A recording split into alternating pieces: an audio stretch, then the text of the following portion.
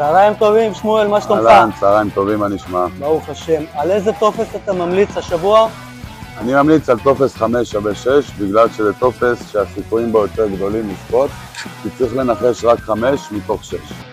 שלום, אברהם, מה תזרת לנו פה? זרתי תפסים שנקראים טופס 5-6. יש לך תמיד 1, אם הבאת 2 זה 3, ואם הבאת 5 יש לך 6 בטוח. כדאי לנסות את הטופס הזה, הוא אחד החזקים שיש במפעל. אתה הכל מעולה אבי, מה איתך? ברוך השם. מה הפרס היום? 12 מיליון בלוטו ובדאבל לוטו 24.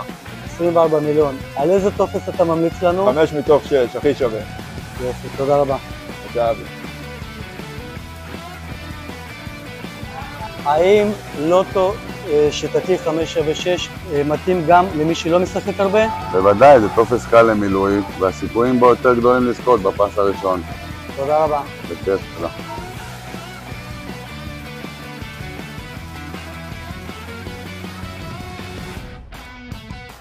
שלום ניסים, מה שלומך? בסדר גמור, תודה, שלום. ספר לנו בבקשה, אז למה כדאי בעצם לשלוח לוטו שיטתי 5 שווה 6? 5 שווה 6 שווה כי צריך לנחש רק 5 מספרים, והמחשב נותן לך 32 צירופים, מה שמגדיל לך את הסיכוי לזכות בפרס הגדול. איזה יופי. אתה יודע מה? שכנעת אותי, תשלח לי אחד כזה בבקשה. אוקיי, בהצלחה שיהיה. תודה.